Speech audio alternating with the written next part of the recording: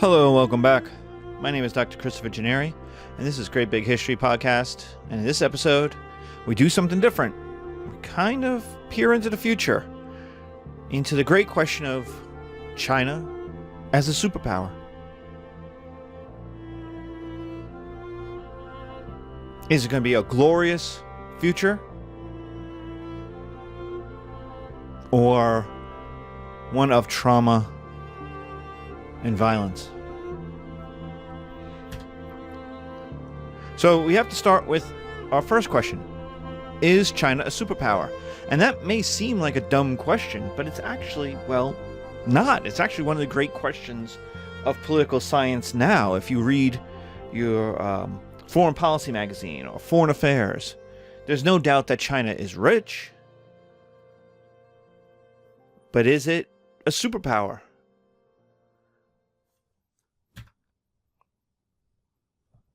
No. That's one argument. No. First, look at the military. It only has 2 aircraft carriers versus 20 for the United States. It's got foreign bases in only 3 countries, while the United States has 40 bases and has troops in 180 nations. Sure, China has lots of troops, but no ability to project them anywhere. They have 1/3 the aircraft, 1/4 of the helicopters of the U.S. Their spending is 1/3 the United States in military power, despite having more soldiers. So that's less of an investment per soldier. Second, culture. They have no world-class universities. The United States has 16 in USA Today's top 20. The UK has 3. Canada has 1. And you could argue with those numbers. I'd argue with those numbers. I think the Sorbonne in Paris should be in your top 20. It's kind of weird that the University of San Francisco is in it, but not the Sorbonne, one of the oldest universities in the history of the world. But in USA Today's rankings, the best university in China comes in at 28th. And then there's 23 spaces down to 51, and then nearly 100 spaces to the 3rd best university in China is 122nd. So we can see on the world stage, China still hasn't yet recovered. China's universities haven't yet recovered from the Cultural Revolution. In fact, take a look at visas. 11,000 Americans go to study in China. 90,000 Chinese get education visas to study in the United States. That tells you right there whose education is better. What about world famous artists? Basically, there's Weiwei. And he is harassed and arrested and not allowed to leave the country for the last several years. He may have just gotten back his visa or his passport a year or 2 ago. But he's been harassed. Many of the best Chinese artists live outside of China. That's Stalinist. That's we talked about this when we did communist Stalinist art. Lots of graphic design, not a lot of great art. And the best Russian artists actually did their work outside. Stravinsky, for example, did their work outside of Stalinist Russia. The same is true at the moment for China. Do they have good artists? Yes. But on the world stage, world famous, someone who you would mention, people would go, oh, yes. I've seen him in a museum. I've seen her in a gallery. Basically, there's one. I mean, take a look at the Google lists of, I did my research because I went, there's got to be more, right? There's got to be someone I'm missing. And I did my Google list. And on every Google list of the best Chinese artists, the Chinese artists you have to see, there's Weiwei. And then there's a couple of other people, most of whom live outside of China, some of whom are dead. They're contemporary artists, but they've died in the last couple years. And this makes sense because, remember, art, you need to be free to express your emotions. And we've talked about the CCP, and we talked about China under the CCP. You're not allowed to do that. There's limits. What about movies? Hollywood is 8 times larger. Chinese exports, movie exports, are only about $500 million, which is less than what one Hollywood movie makes in China. One Avengers movie. No, that doesn't mean, well, we'll talk about it later. It doesn't mean the Chinese movies don't make money, but they're not exporting. Chinese movie exports are only about $500 million. So Hollywood is far, far bigger. Book exports are tiny. In trying to find Chinese authors selling to the outside world, it was almost impossible to separate, in terms of exporting, Chinese authors from all of the books that are manufactured. So there's no way of knowing.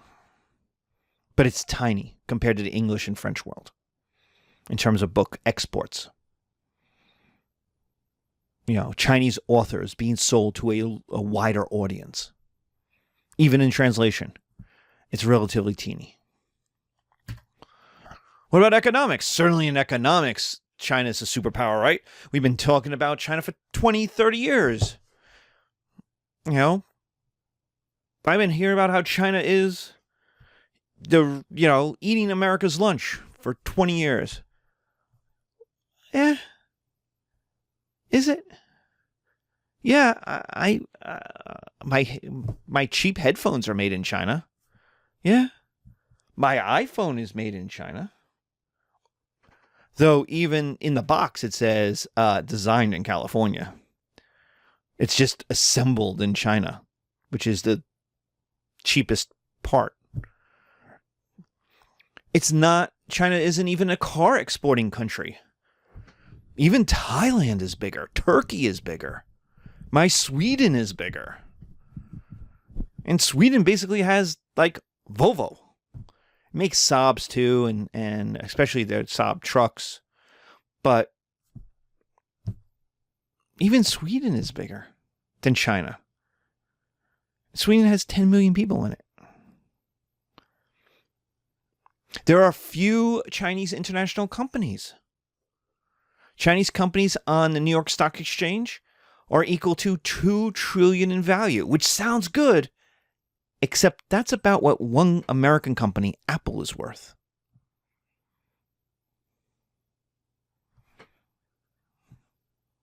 So again, not these large conglomerates on the world stage. Chinese aerospace is 1/10 the USA, and it's almost all domestic and almost all for the military. So it exists, but it's, again, a teeny piece of the world economy. Boeing sells half the planes in the world. And then the spaceships. And then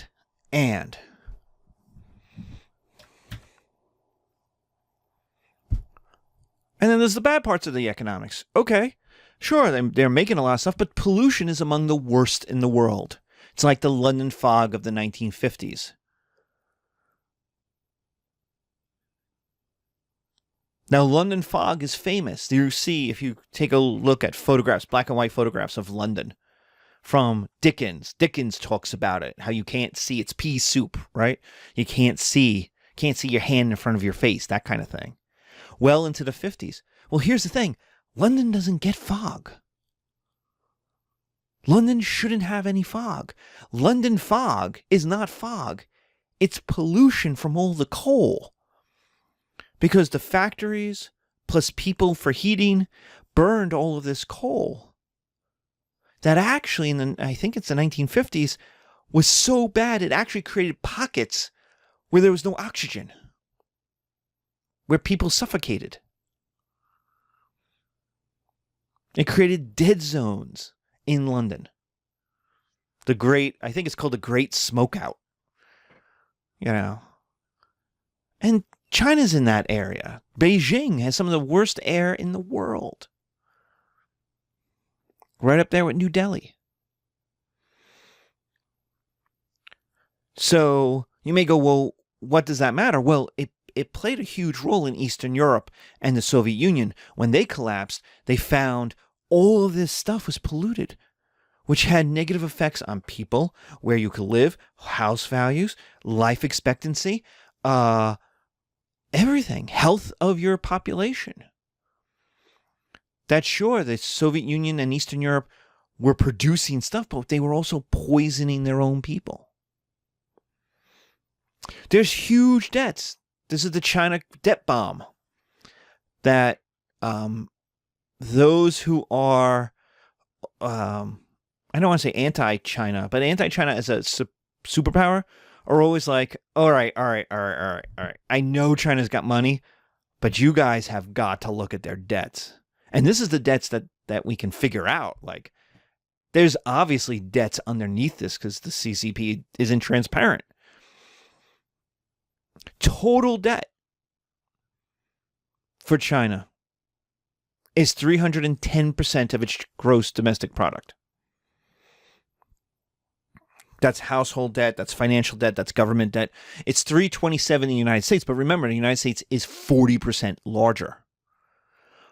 But here's the thing. A lot of that debt, China debt, has been offshored to Hong Kong to get it off the books. So, okay, China's debt looks like a normal big power, even though most of that debt is actually backed by the government or government-financed banks.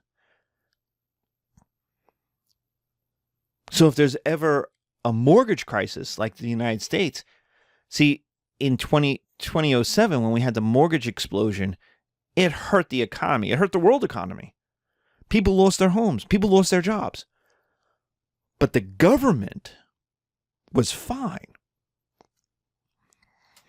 The government needed to figure out what to do, how to help people and or the economy. But but none of that debt that imploded in 2007 affected the government's solvency. In China, all money is owned by the government. It goes back to the socialism part. So all the banks are government banks. So it means if the banks go down, the government is on the line for that money. And a lot of the international debt is offshored to Hong Kong. Hong Kong is much more jacked into the world economy, financial economy, I should say, than Shanghai banks or Beijing banks. And if you look at their debt, Hong Kong's debt ratio is 500% to gross domestic product. This is one reason why China needs to keep growing at 6, 7, 8, 9% a year, which it has done for 20 years, and the United States hasn't seen since the 60s. And finally, in the economics, is huge corruption. It is 87th out of 180 countries.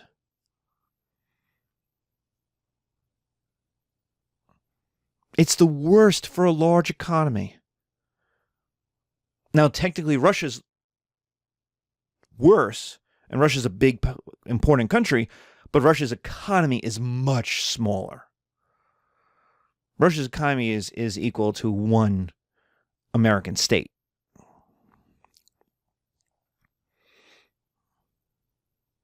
So, in terms of huge, like top 10 G8 economies, right? China is in a whole nother league. It's the worst for a large economy. 40% of its corporations pay some form of bribes. Party membership equals economic success. Party loyalty equals economic success. And the government can always come down and hurt your business. And that's not just the federal government, Beijing.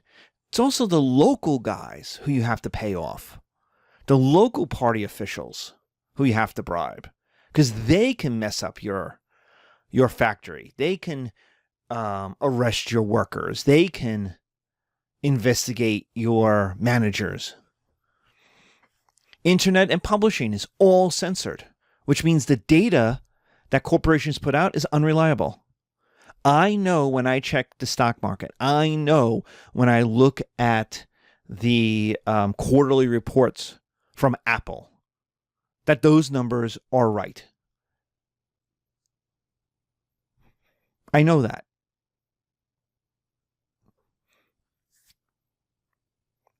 And you may have to, they may quote unquote hide, but they won't. They'll just put it in supplemental. They'll just put it in the back of the portfolio. They'll put it in a supplemental index, and you have to know what you're looking at in your spreadsheets, but it's there. And you're like, oh, see, they're taking a bath on their factory in Ghana. I don't know. But the idea is you can trust that data. Stuff coming out of China, you can't trust at all. Because the party, the CCP, comes first. So all data must reflect well on the CCP. And that data can change depending on what's good for the CCP at X time. So it could flip. In April, it may be good to be like, oh, we're taking these government loans from Beijing. By June, you may have no government loans on your books because the government doesn't want people to know how much money it's in debt to. These kind of simple things. You're always, as a corporation, in terms of data, unable to know what data is reliable. We see this with COVID and SARS. Local officials, not Beijing, but the local officials tried to hide problems rather than deal with them. The local party officials didn't want to look bad, and so they hid information. They tried to quote unquote fix it on their own, which just allowed things to get worse. Well, that's true in buildings. That's true in real estate. That's true in lots of things. The local party officials are trying to move up their hierarchy. They want to look good. They don't want black marks on their records. And so things happen like earthquakes wipe out schools and nobody knows. 1,000 kids may die.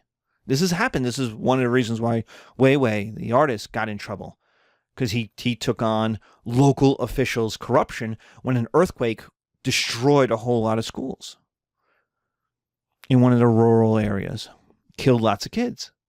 Because what had happened is the local officials took bribes to get the buildings done.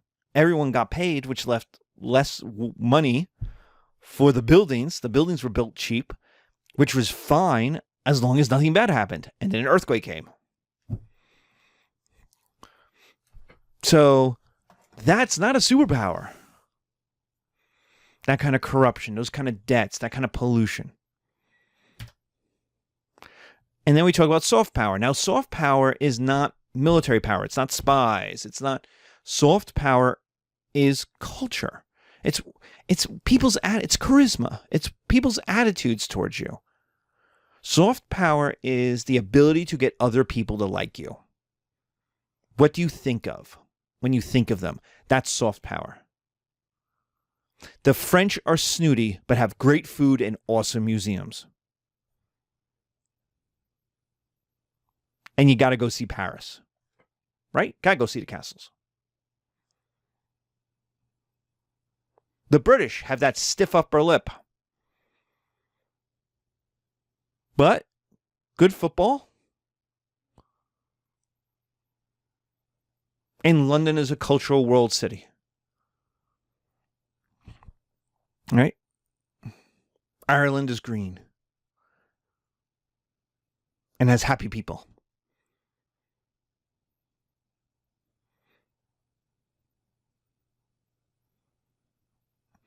America is full of terrible people and awesome people and has so much space that you could get lost in it. America's full of rubes and smart people and huge cities and wild expanses. Right? Canadians are nice.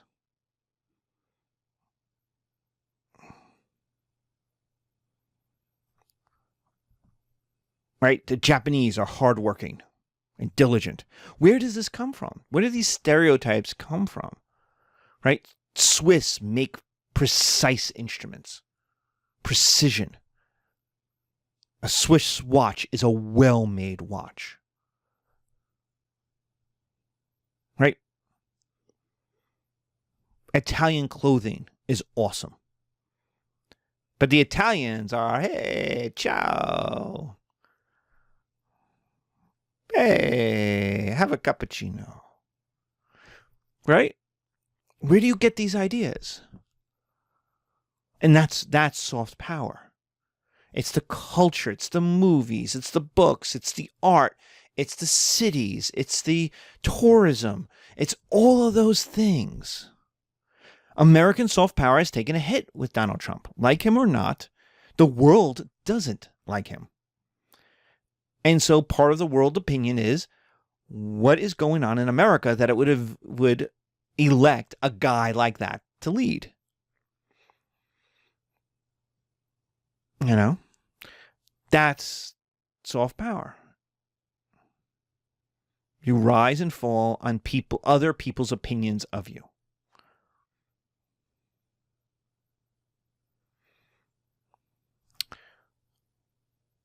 China doesn't have much soft power.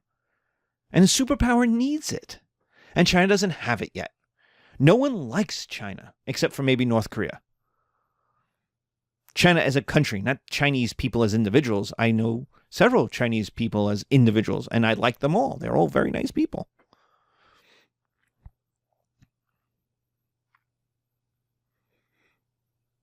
But China as a government does things like they help build infrastructure projects in Africa, and that seems good. But then they use Chinese labor. They don't hire Africans. And then they connect Chinese industrial needs to the ports, which is exactly what the British and the French did in the 19th century during imperialism. They build a highway, and that seems nice, except that highway goes up into the mountains to allow trucks to bring minerals to the port. It goes right from the port up into the mountains and comes back so that the trucks can dump the minerals to put on the Chinese boats to take back to China to help manufacture parts for cell phones. And so that most Africans, we get a new road, but they're not able to use it. It doesn't go where they need it to go. It doesn't reflect Kenya's economy. It reflects China's needs from Kenya's economy. And that's exactly what the 19th century did. So in some ways, here's something that should sound good. We're going to help build highways in your country. That's great. But there's these strings attached. Projecting power into the Pacific, which China has been doing, into the East China Sea. It upsets everybody. It hits everybody. It pushes everybody around. It upsets South Korea, Japan, Vietnam, Indonesia, Australia, even the Philippines. And the Philippines has a dictator who wants to be cool with China. And yet even he has to go, whoa, hey, come on. There's oil there's oil, and that should be our oil. It's in our territorial waters. India is a problem because they have a border conflict in the north. that hasn't been doing anything since the 60s. All of a sudden, it's roused back up. And India has seen China as its mortal enemy for the last 50 years. Where if China saw the Soviet Union and then the United States as an enemy, India has always seen China as its enemy. There's the cultural destruction of the Uyghurs and the Tibetans, which looks bad in the Middle East and the West and in India.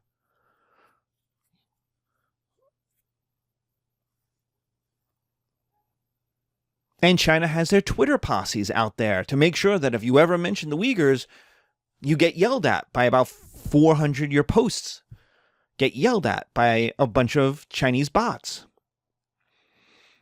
But putting an ethnic minority into concentration camps is always going to look bad. It doesn't make your government look good. It is a major reason why desegregation happened in the 50s and the 60s. Because the Soviet Union was able to point at America and say, look at how they treat their black folk. Look at how they treat their African Americans. And Eisenhower looked at that and said, that's bad for us. We can't be doing this. We can't be talking about freedom and then have a 20% of our population, have 15% of our population essentially enslaved. Like, that doesn't work.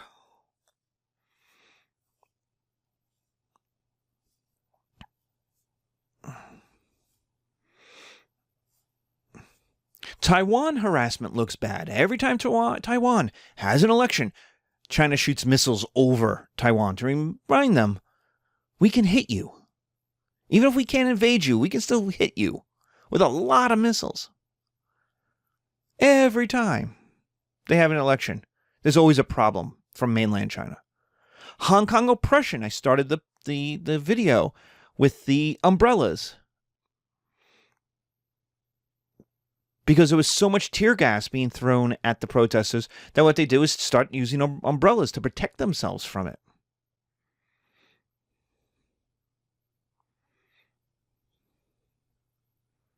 It was honestly something I thought would happen with the George Floyd protests in the summer.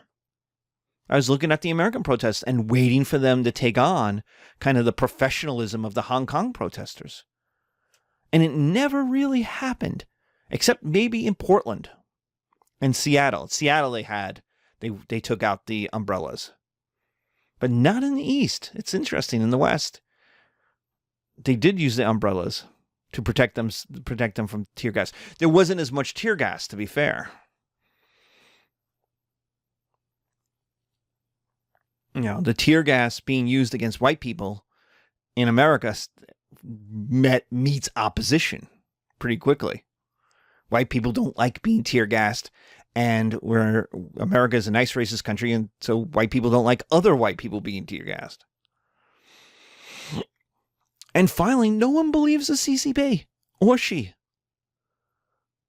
Like, making treaties with China, does it get you far? Is it good?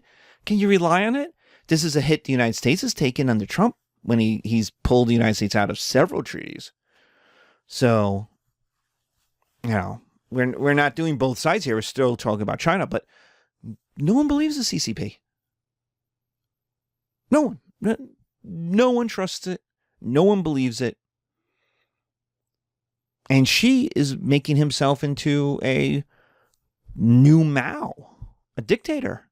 Something that post-Mao, the CCP very much organized itself to stop from happening. Because Mao was so bad in the end. Great guerrilla leader. But remember, there's the Great Leap Forward and then the Cultural Revolution. Living through that is a trauma. Living both through one of them would have been a trauma. Living through both of them scars 2 generations worth of people. And so that's soft power. Like, if Angela Merkel says something, you can trust it. Can you trust the CCP on anything? No, you can't. And so you take all of these and go, China can't be a superpower. It just can't. It could be tough, but it's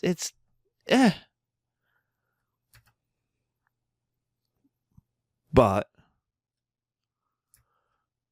you can say yes, too. Why? Well, it has the world's largest army. That's just start there. They have more men under arms and have more access to men under arms than any other country in the world, by far. By far. It has the world's second largest economy, which it has gotten in 30 years, since 1990. It has the largest manufacturing in the world. The United States is number 2. This is an asterisk little piece, but it's always funny when people talk about there's no manufacturing. The United States is the second largest manufacturer of goods in the world. It's number 2. Most countries would be happy being number 2. Only in America is it the death of manufacturing, the Rust Belt. There's no jobs in Ohio. There's lots of manufacturing. China has 124 of the world Fortune 500 companies. Of the 500 richest companies in the world, 124. Over 20%. Over 1/5. Are Chinese companies. These are massive companies.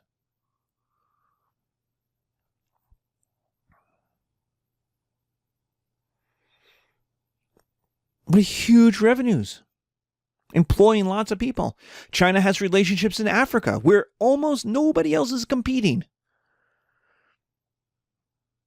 The Europeans have kind of given up on Africa. The United States has also kind of given up on Africa. And so China has stepped in with foreign aid, military aid, disaster aid, infrastructure.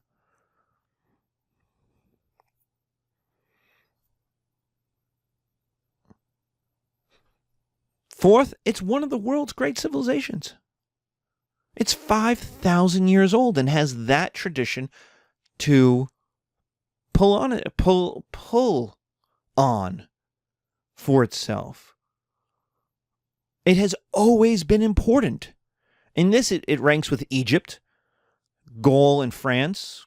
France comes out of Gaul.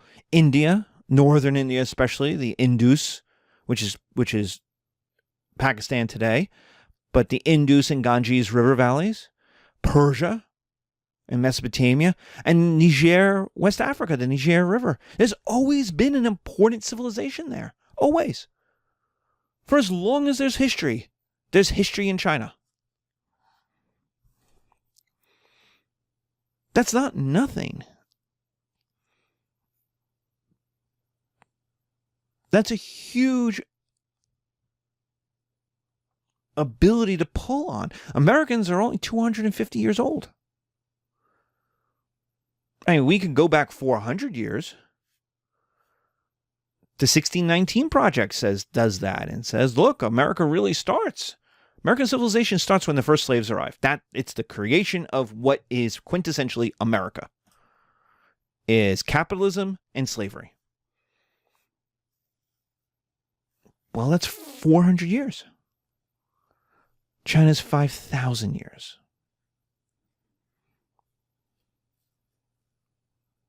And America's only been important for 100 years. It was mostly forest for the last 5,000 years. And even if it's in its first 100 years, it's not important. Remember, in 1812, Britain burned Washington to the ground. Burned D.C. to the ground.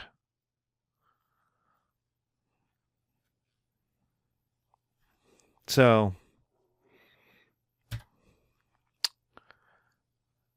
yeah, China can be a superpower. It looks like China in 2020 basically looks like the United States in 1900. It's economics. It's the largest producer and exporter in a ton of industries.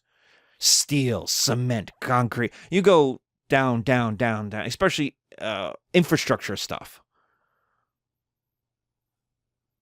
They're the largest producers. Their growth at 7 to 10% a year for 30 years. That's unheard of for a mature economy. The United States hasn't had 6% growth since the 60s. I don't think in my lifetime I've seen over 3, 4%, maybe 4% growth.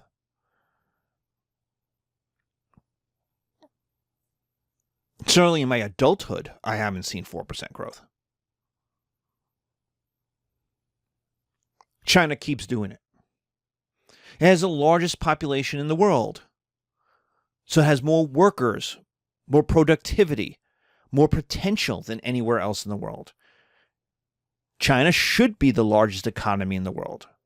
If its productivity matched the United States, it would have an economy 5 times the size of the United States if one Chinese worker produced as much as one American worker. So the fact that it's smaller than the United States shows there's a lot of headroom there. There's a lot of potential. Though the one child plus the age of the demographics means there are going to be future issues. So it has the largest population in the world, but that population is going to start declining like now. And it will be, India will replace it as the largest population in the world. But that said, India is also far, far poorer. And the average Indian is much poorer. And so the entire Indian economy is going to have to change. It's the second largest economy. China has the second largest economy in the world. It's 3 times Japan's economy. It's 6.5 times the UK's. And it's 60% of the United States, up from 10%. The United States was 10 times larger in 1960.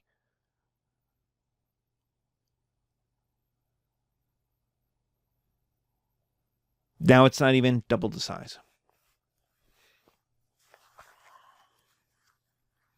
China has the second largest space industry, landing vehicles on the moon. They just shot a giant rocket with the idea of going to the moon, collecting moon rocks, and coming back.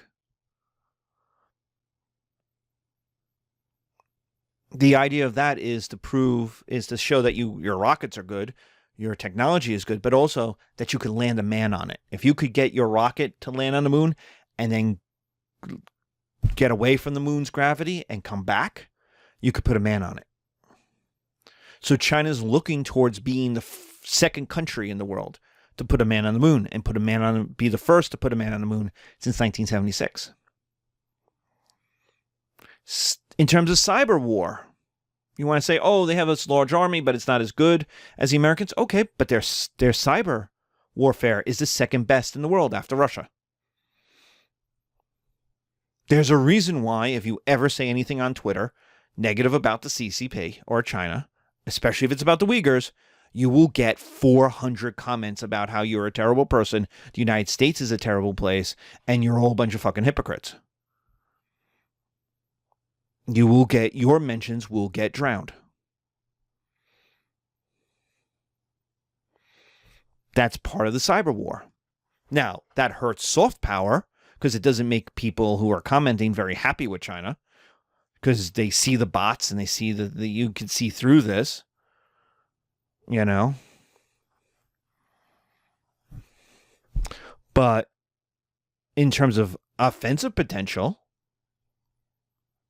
China's right there with the best of them. It's a world leader in renewable energy production and in use. It has 50% of the world's electric cars or electric car production. Now, that's important because China doesn't have really any oil. China has to import its oil. Japan does too, from the Middle East. So it makes sense to be a world leader in energy production. But solar panels used to be made in the United States. Now they're made in China. And there's a whole lot of reasons for that. But part of it is the inability of the United States, one of its larger parties, to deal with climate change means that renewable energy sector keeps getting hurt in its budgets, whereas the CCP is looking at a 100-year timeline. It knows climate change is going to be a problem. It knows oil is a problem. And so it's already trying to convert over to renewable energy. Chinese tourism is already twice the size of the United States. More Chinese tourists spend more on international tourism than Americans do. Think about that, because that's in the last decade. All of this stuff is in less than my lifetime, is since 1989, is since Tiananmen Square. All of this. It took the United States 200 years to become the leading country in the world. It took Britain 1,000 years. China is doing it in 20 years.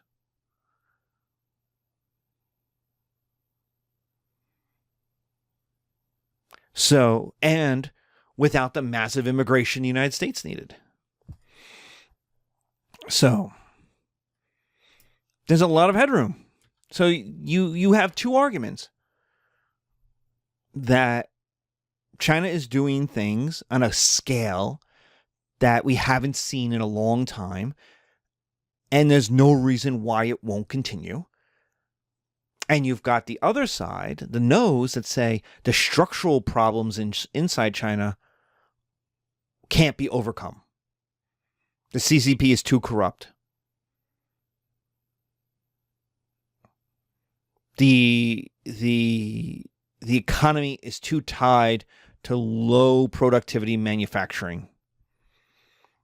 There's no soft power. There's no friends. So you get both sides of the argument. That China is in some ways a glass cannon. It's a hollow colossus.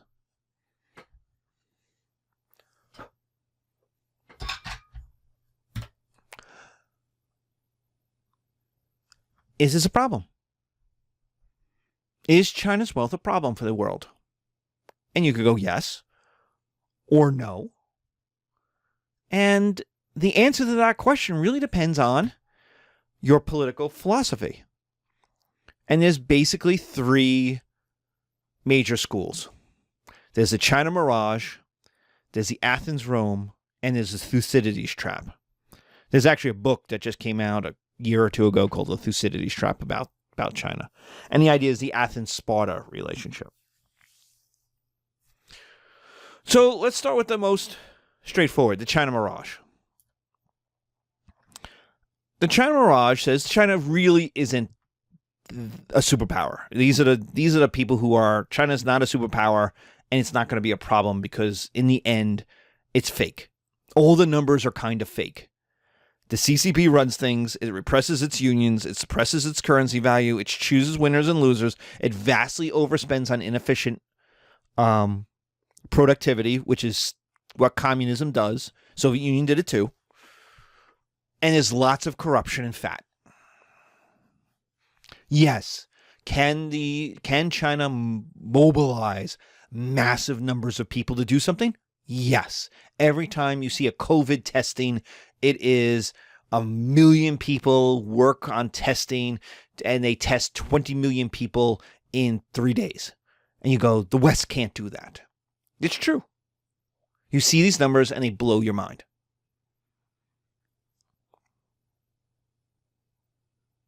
But that's also a sign that there's a lot of overspending, a lot of corruption, and a lot of fat in the system.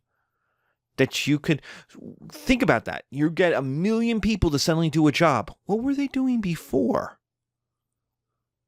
And if what they were doing before was so important, what's happening to the stuff they're not doing? It's that kind of thing. It's asking that next question. Science, tech, engineering, universities all require a civic space, free from government interference. Culture, movies, writing, all require a space for debate and to share knowledge. And this doesn't exist on its own in China.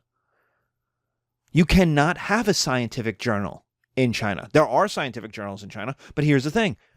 They're all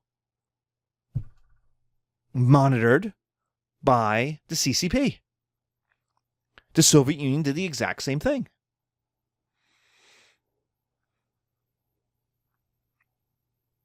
So there's problems. Economics.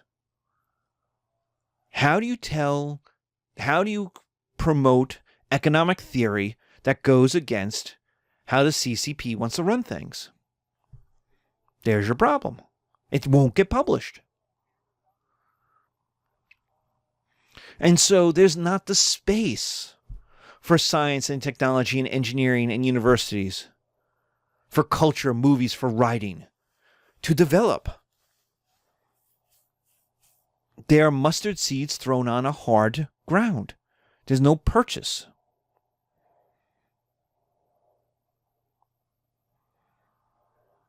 Now, the Soviet Union had writers, it had artists, it had science and technology. And some of its science and technology, like rocketry, was better than what was going on in the United States. That's true. No doubt. So you also had Chernobyl.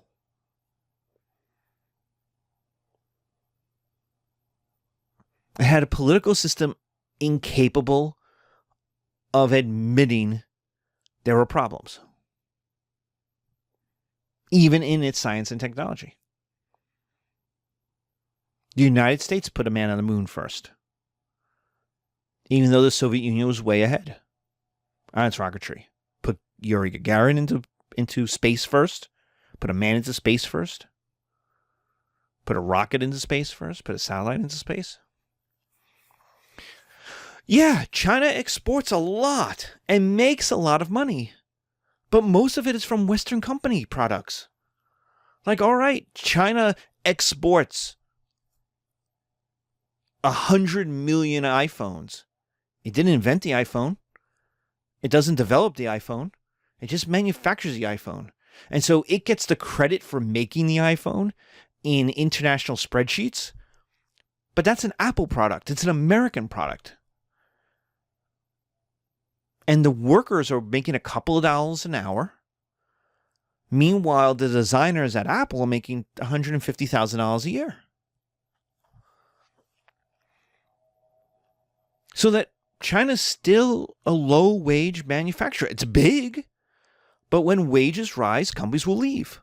And companies need stability. And the CCP, which provides stability in the best of times, is also a problem. Because you never know what the local officials, what the government officials are going to want. They could shut you down. They could shut down your supply chain. And this is the way economics has worked. Textiles, shirts, went from Bristol, UK to Bristol, Connecticut to Bristol, Bangladesh.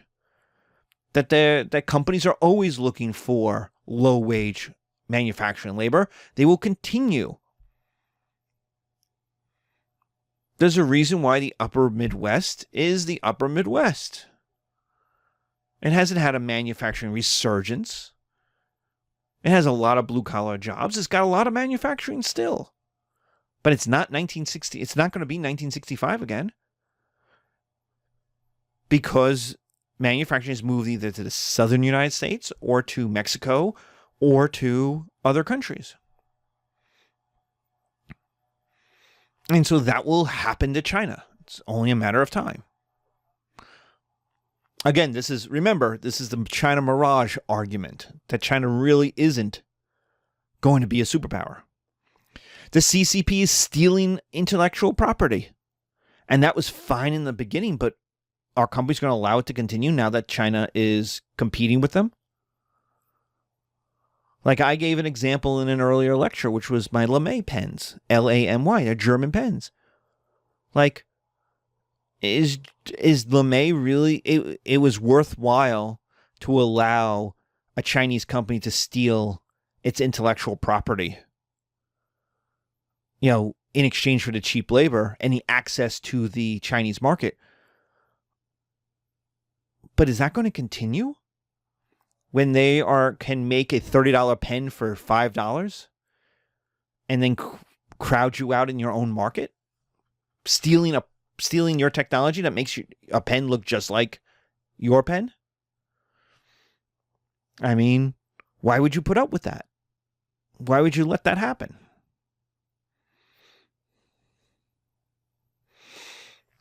So There's the problem of intellectual property. Why would you allow it to continue? Which means starving China of intellectual property and intellectual ideas, technology development. We see this in Russia with the COVID vaccine. The Russian state actually spent more money trying to steal, through hacking, through computer hacking, other countries' research, other companies' research, than developing their own vaccine. And then Putin would come out with, we developed a vaccine, and nobody believed them.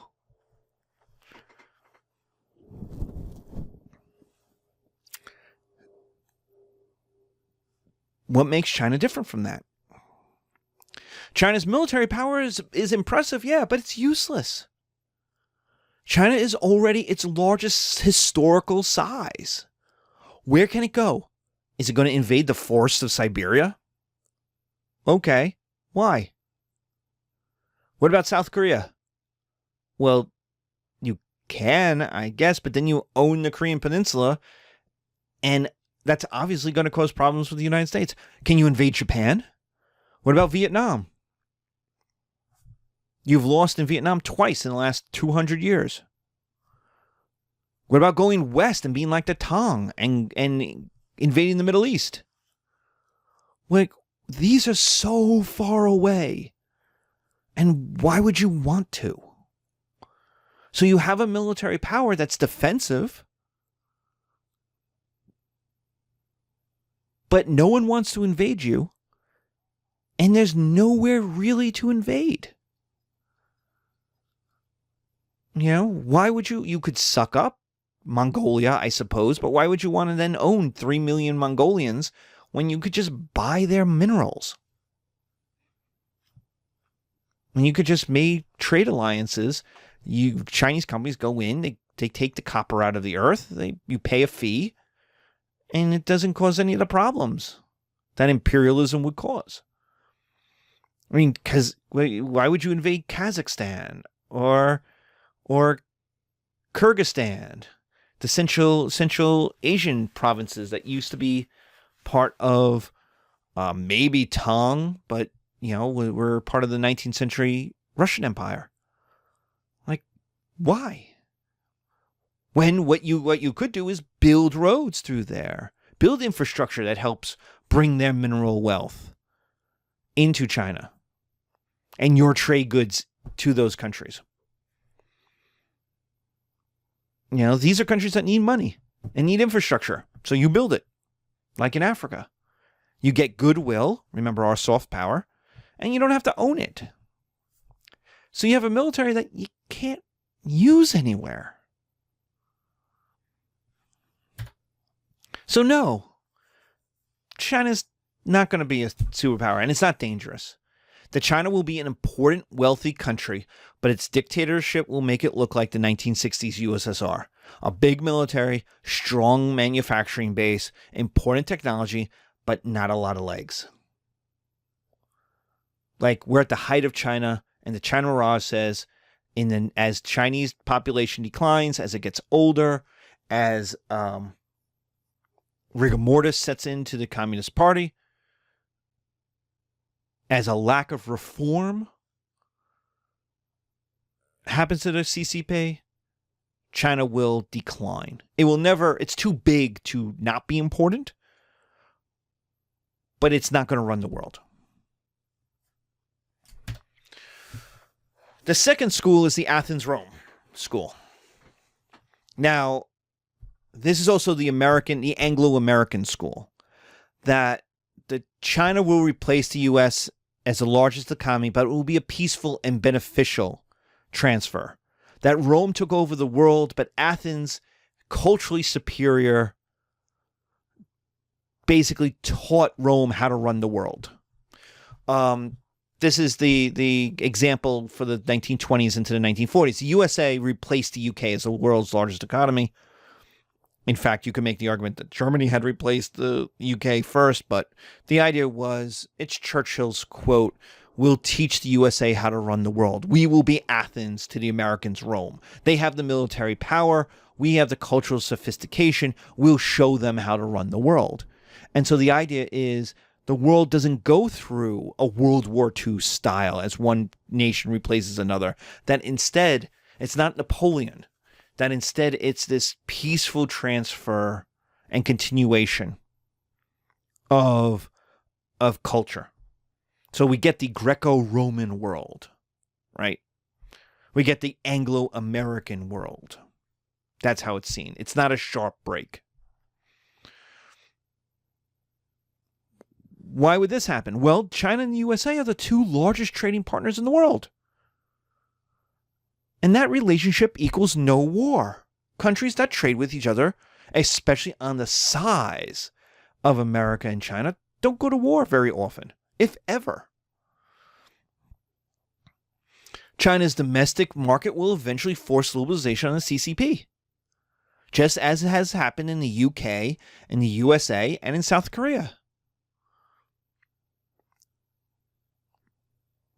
That the liberal project, the idea that as you make more money, you want more rights, will in the end prove true.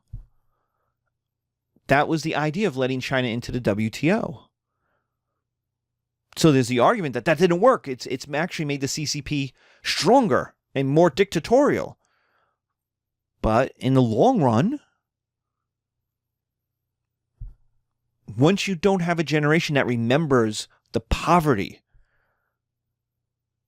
of the 40s, of the Great Leap Forward, once you start getting kids who have lived their entire lives after Tiananmen Square, and they age into power, are they going to be happy with what they've always had? Or are they going to want more? Especially when the rest of the world has it. And that more money is going to demand better universities, a middle class, and a move up the economic market. You don't want to have your kids work in the same factory you did, putting together American iPhones. Why would you want that? You want to move up. Have a better life. Have your kids have a better life. And so China's going to have to develop that infrastructure for upward mobility. China's population decline. China will have to deal with an elderly population. It will have to deal with social services. It will need a model. The United States has one. Europe has another. Japan has a third. It will need expertise, technology. It will need immigrants for service jobs to take care of all the old people.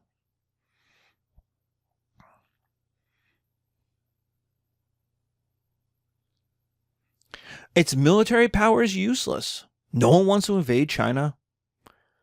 The UN plus money equals better success. If you use the UN and you use your money, you can buy more friends. Africa and Latin America, they need money, and they don't like the Europe and American traditional relationships that they had because they were exploitive. There are lots of people in Chile who remember that the CIA, that the American CIA, helped overthrow their government and put in a dictatorship who then murdered people. The Iranian Revolution is still living on that memory. China doesn't have that. China has no historical memory in Latin America or the Middle East. It can show up and say, hey, we want to start new processes. We want to, kind of like America did in the 1920s and 30s before the Cold War got America involved in overthrowing governments. But when America shows up in the 1920s to reestablish the World Trading Order, people are happy. If you remember, everyone is quoting Wilson and his 14 points and his self-determination. Everybody. Ho Chi Minh, Sun Yat-sen, everybody's quoting it. Right? How do you get from everyone liking you under Wilson to you're a war criminal under Nixon? for bombing Cambodia. Right? So, in some ways, China can fit into that. The CCP cares about its survival. So don't mess with it, and it won't mess with you. That makes life pretty simple. You don't threaten the CCP. So South Korea cannot invade North Korea and then invade China. Right? Like it's 1905 all over again. And China is unlikely to invade South Korea. So China looks scary. It's big. If you look at all of its numbers, it's always impressive. But China is in 2020 what Japan was in 1980. A rising economic power that doesn't really want to rule the world and will become an important international player, but is in the end not a threat to the world order.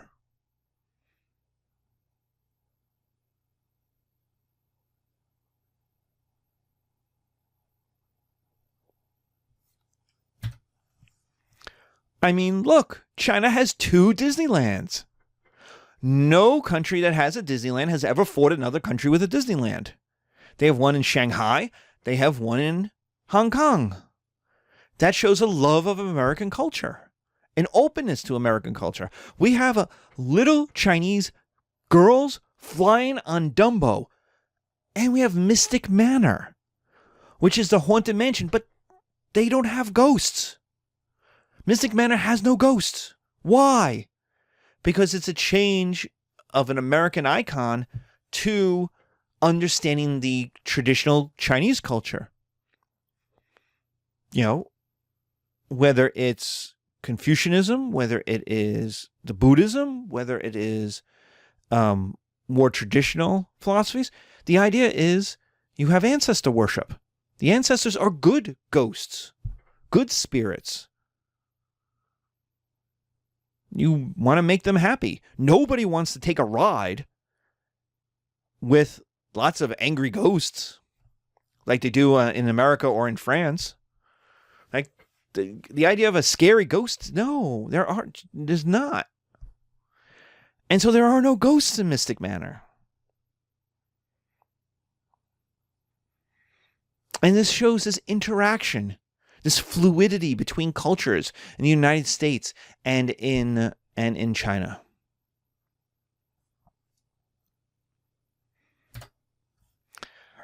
And then there's the Thucydides trap, that the established powers plus the rising power must go to war. This is Athens versus Sparta. This is Rome versus basically everyone. This is Paul Kennedy's book, The Rise and Fall of the Great Powers, from 1500 to 1945.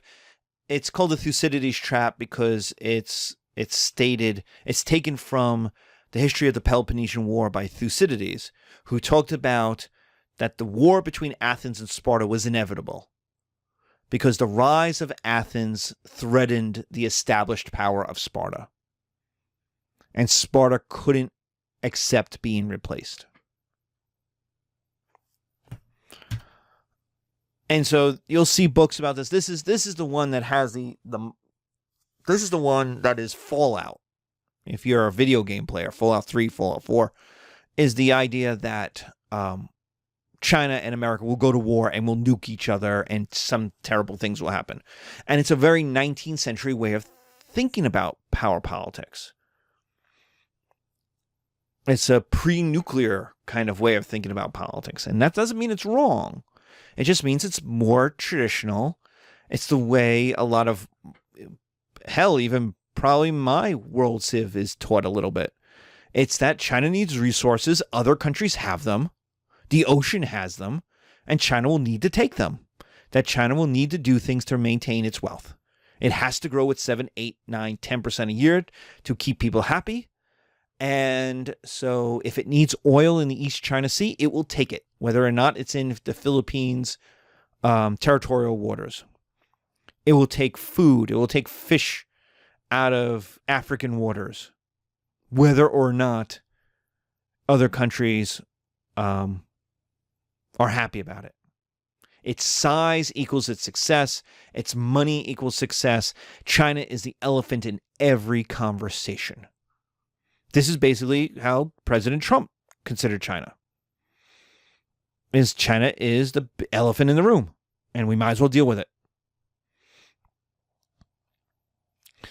The CCP wants China to be strong again. It sees what was the last 150 years as this interregnum, that China has always been strong except since about 1830, since 1800.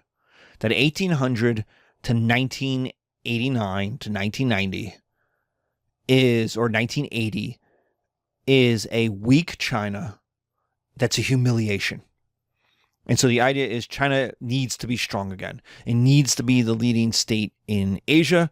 The CCP wants to survive. And so thus democracy is a threat. You get repression at home and war abroad. It's basically the USSR in the 1920s to 1980. That to maintain its stability at home, it is at war with everyone. It's at war with people who don't like the CCP at home, writers, thinkers, politicians, and it's at war with everyone abroad who are kind of, it's the teenage. Everyone's out to get me. Everyone's trying to keep me down. Everyone's slowing me up. How a teenager thinks. Now, that's how China will act, but for a war to happen, you need two sides. And so the USA, like Sparta, will not accept being replaced.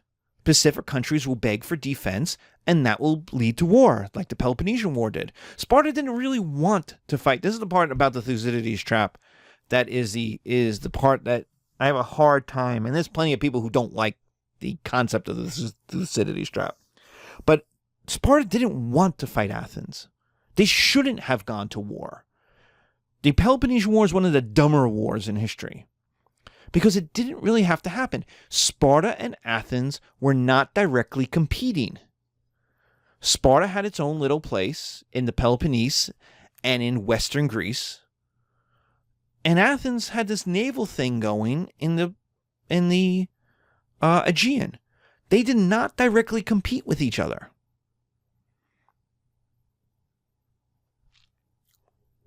It's that friends of friends were competing with each other.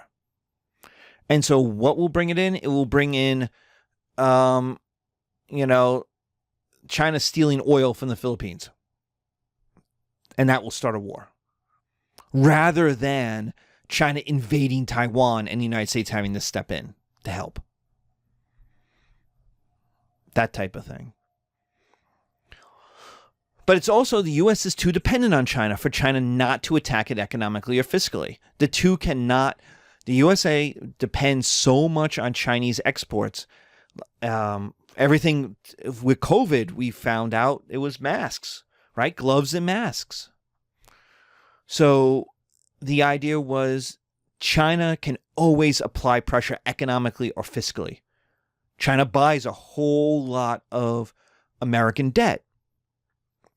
Now, there's an argument that buying that debt is worse for China because it needs to buy that debt to manipulate. It's not manipulating, but manipulate its manipulate its currency to keep its currency where the CCP wants it to be.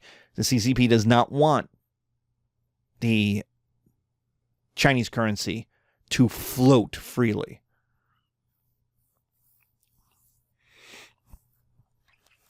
So they want it to be the level they want it to be.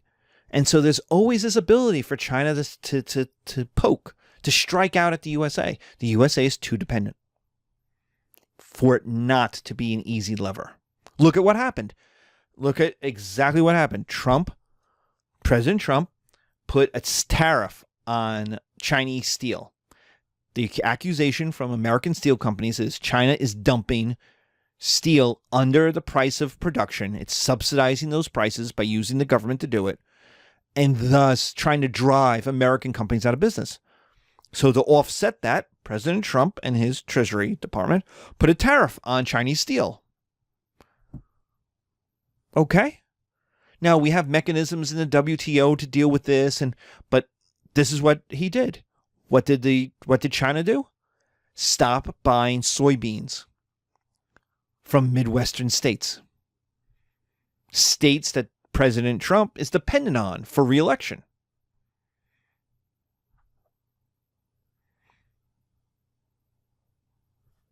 And so it was this tit for tat. It was, we could strike back at you too. And so soybean farmers got wiped out. Absolutely crushed in Iowa and in Kansas. In Nebraska.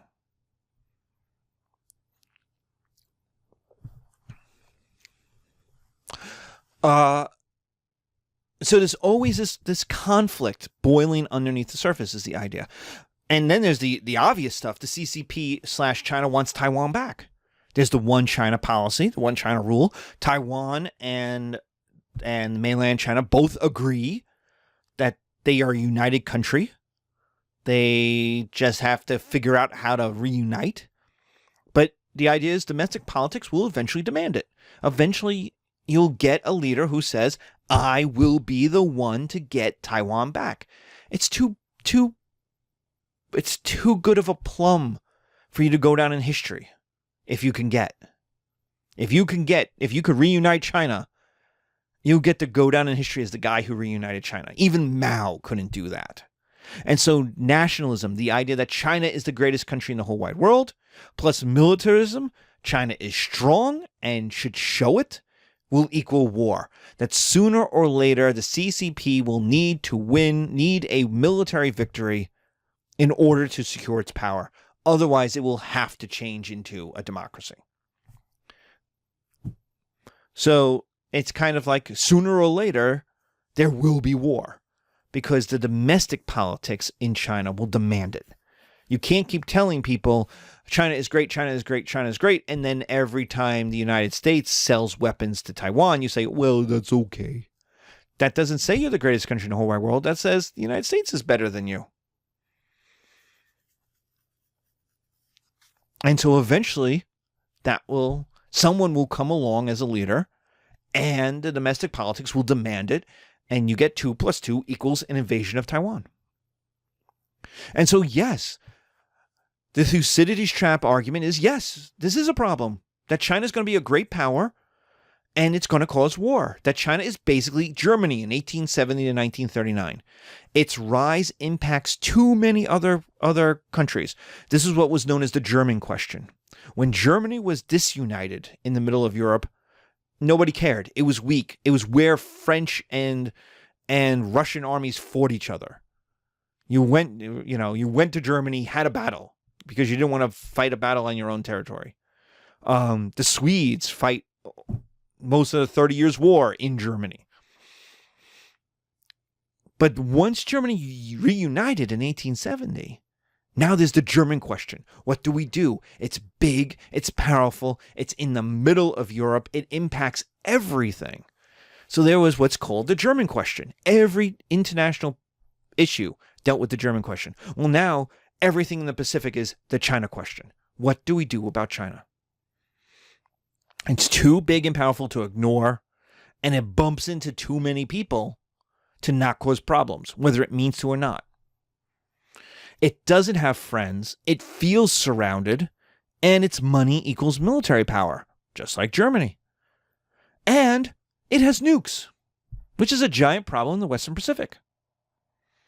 Because you got North Korea having nukes, you got Russia having nukes, you got China having nukes, you have India having nukes, you have the United States having nukes, and a whole bunch of countries not really happy about getting nuked. Whether it be Vietnam and Cambodia and Thailand and Southeast Asia, Indonesia, the Philippines, much less the people who are directly threatened, Japan and South Korea. So nukes are always this fallback. Well, maybe. We're tired of this. Let's just start all over. That type of argument. So yes, the Thucydides trap is sooner or later America and China will have to go to war.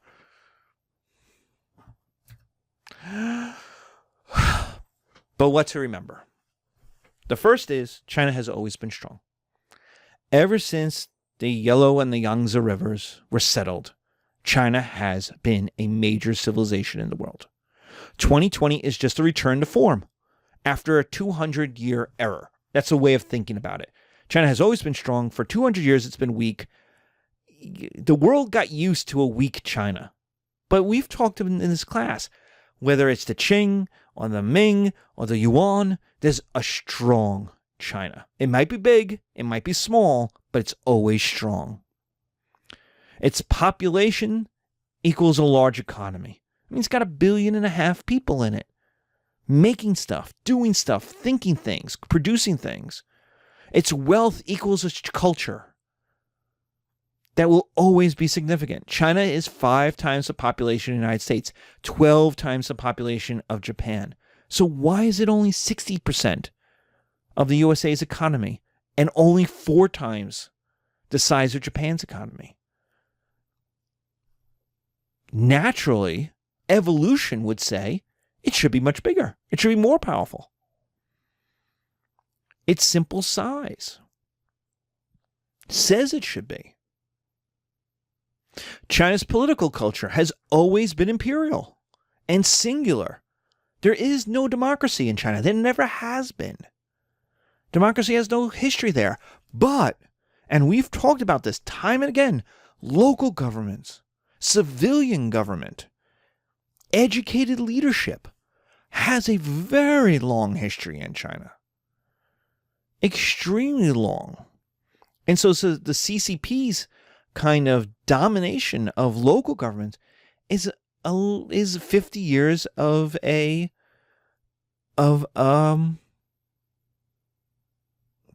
weirdness. I don't know how else to say it.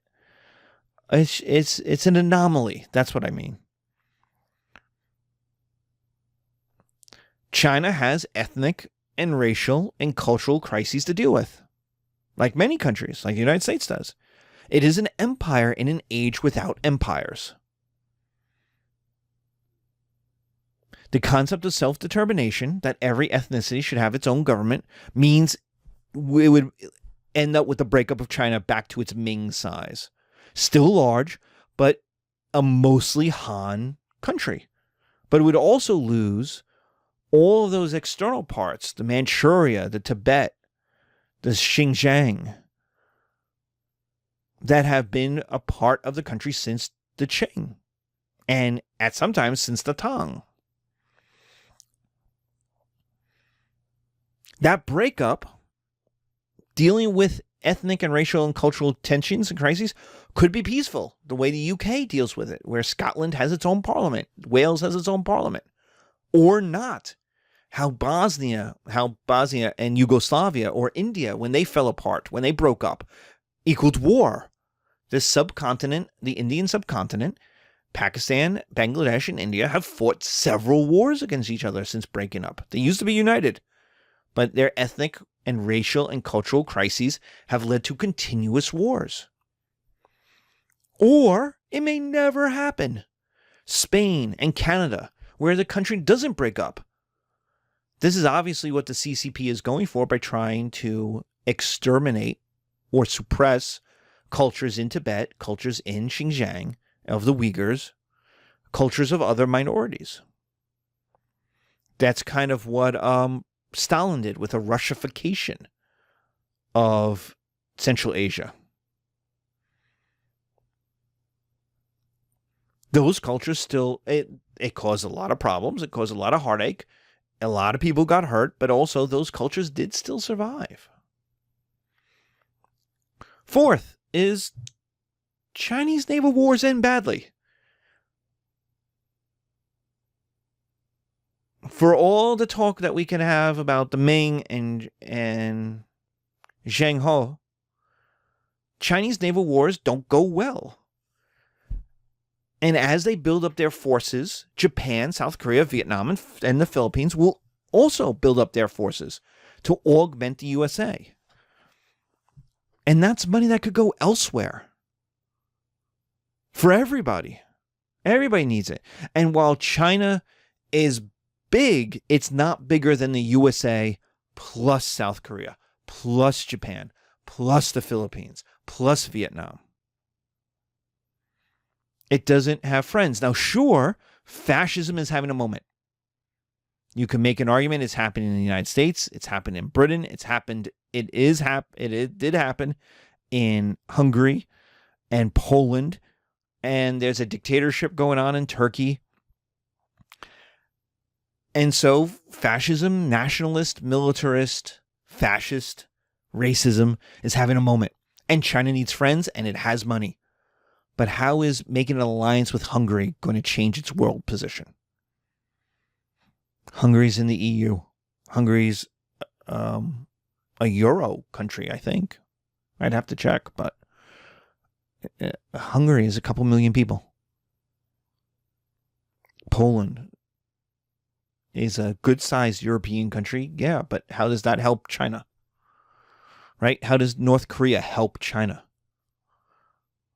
It needs friends, but the places that need Chinese friendship to offset the EU, to offset the United States, aren't important.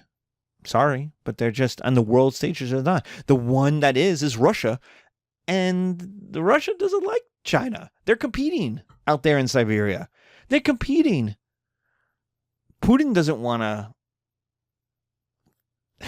he's competing with the EU, he's competing with the United States, and he's not so happy about what Xi is doing in China. You know, because they got a long border with each other. So there's a lot of potential. It's going to end badly for a lot of people, just as the United States growth ended badly for its Native Americans, for its African Americans. A lot of people will get hurt. China is not a benevolent power at the moment, but maybe it could be. More democracy, more influence on the international stage. I mean, it's been a theme of this course, is how China has dealt with the world. And usually that's not been too bad.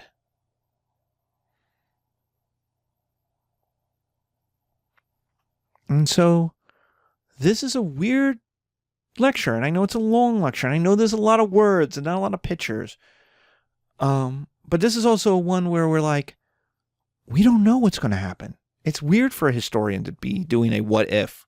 That could go in several directions. But we're on this precipice in this class, and this is kind of a thing we should be talking about, is kind of like,